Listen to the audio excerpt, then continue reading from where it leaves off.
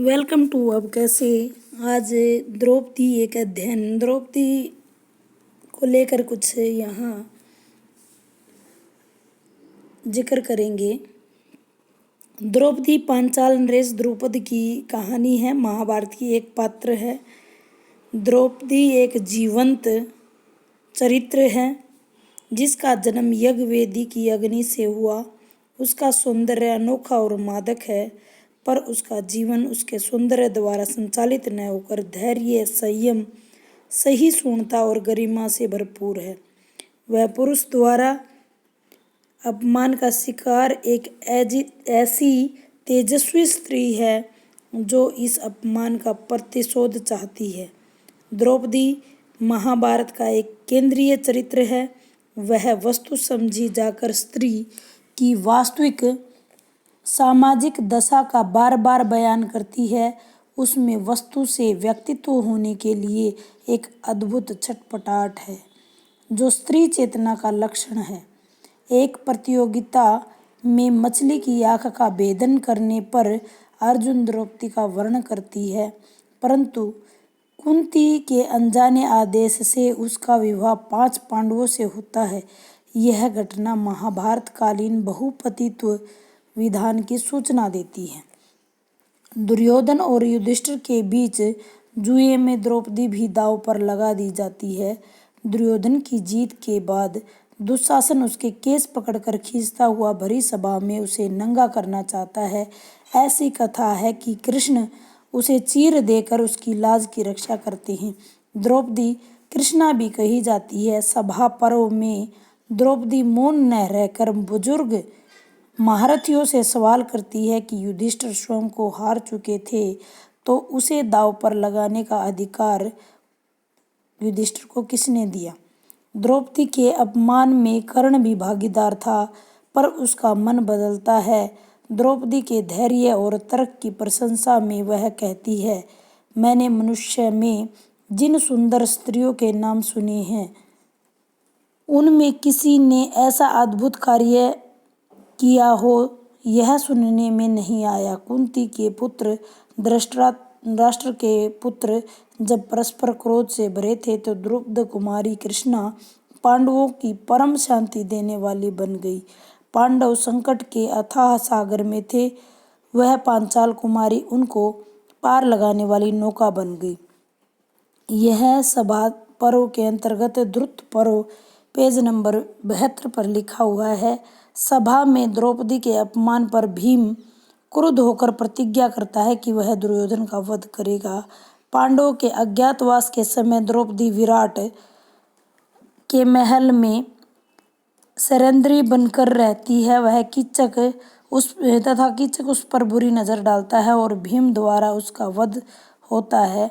महाभारत युद्ध की उत्तर बेला में अश्वत्थामा भीम को न पाकर द्रौपदी के 5 पुत्रों की हत्या कर देता है, पर द्रौपदी उससे विक्षिप्त जानकर क्षमा कर देती है। उसके व्यक्तित्व में जितनी तेजस्विता है उतनी ही उदारता है।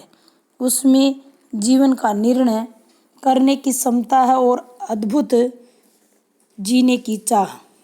इसके कारण वह खासकर आधुनिक स्त्रियों में स्त्री विमर्श के दौरान एक लोकप्रिय चरित्र बन गई है। इसमें संदेह नहीं है कि कुरुक्षेत्र के युद्ध के दौरान पांडवों में वीरता की चिंगारी सुलगा रखने वाली द्रौपदी ही एक बड़ी चरित्र है। बड़ी भूमिका उसने निभाई है, चाहे उसने अपने केसों को खुला छोड़ा हो या अपने क्रूर वचनों के माध्यम से उसने ये ज्वाला भीम या अर्जुन के हृदय में सुलगाई हो।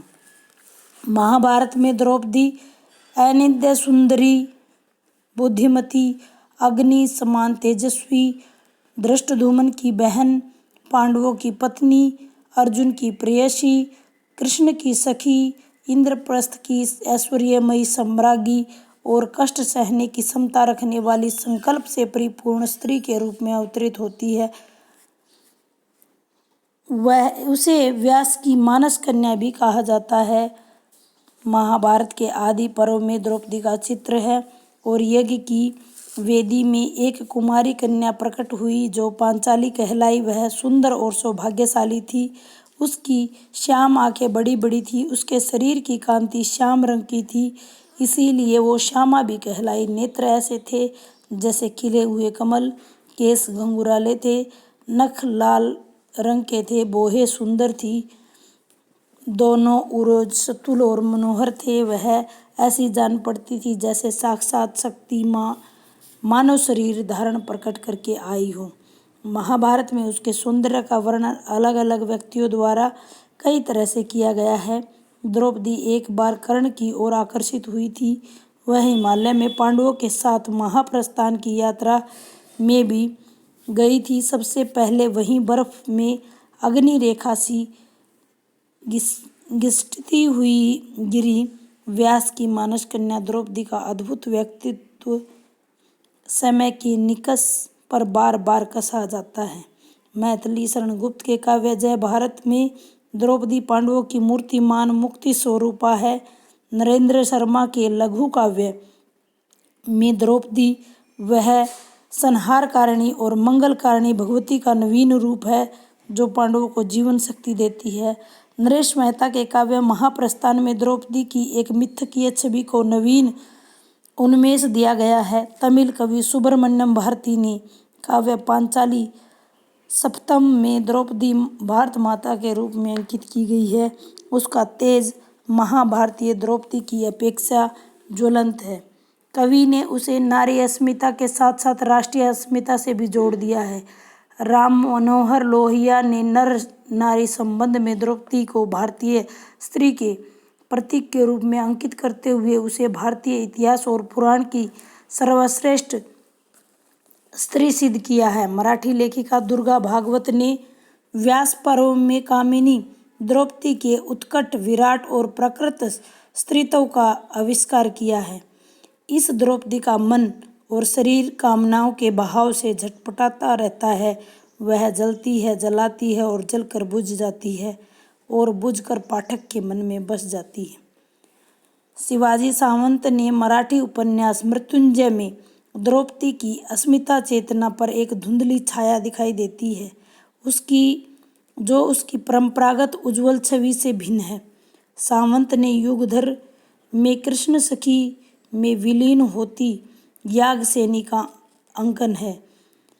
गुजराती के प्रसिद्ध उपन्यासकार कन्हैया लाल माणिक लाल मुंशी के उपन्यास कृष्णा अवतार में द्रौपदी अत्यंत सचेतन, राजनीतिक विशारद, उत्साह और ऊर्जा से परिपूर्ण स्वप्न दृष्टा है जो एक नए संसार के निर्माण को न केवल स्वप्न देखती है बल्कि उससे कार्य रूप में परिणत करने का प्रयास करने वाली कृष्ण की सहभागिता से करती है। पन्नालाल पटेल के उपन्यास पार्थ न कहो चढ़ेव बाण में गुजरात की एक सजग नारी चेतना का स्पष्ट प्रभाव द्रौपदी के व्यक्तित्व पर है।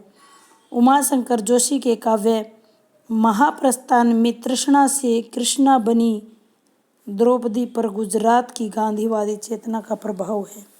उड़िया लेखिका प्रतिभा राय के उपन्यास द्रौपदी में द्रौपदी के शरीर तो महाभारत काल का है लेकिन आत्मा उसकी आधुनिक नारी की है।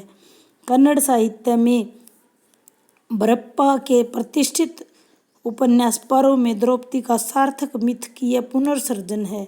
भारतीय विमर्श जिन स्रोतों से प्रभावित है उनमें से एक स्रोत महाभारत की नायिका द्रौपदी है।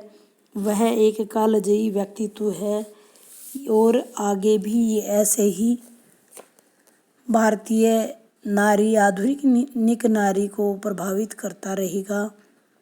ये एक चेतना है जो स्त्री अस्मिता के लिए चिल्ला चिल्ला कर कह रही है कि स्त्री कब तक जुल्मों को सहती रहेगी। द्रौपदी एक अध्ययन आपको कैसा लगा कमेंट करके ज़रूर बताइएगा। धन्यवाद।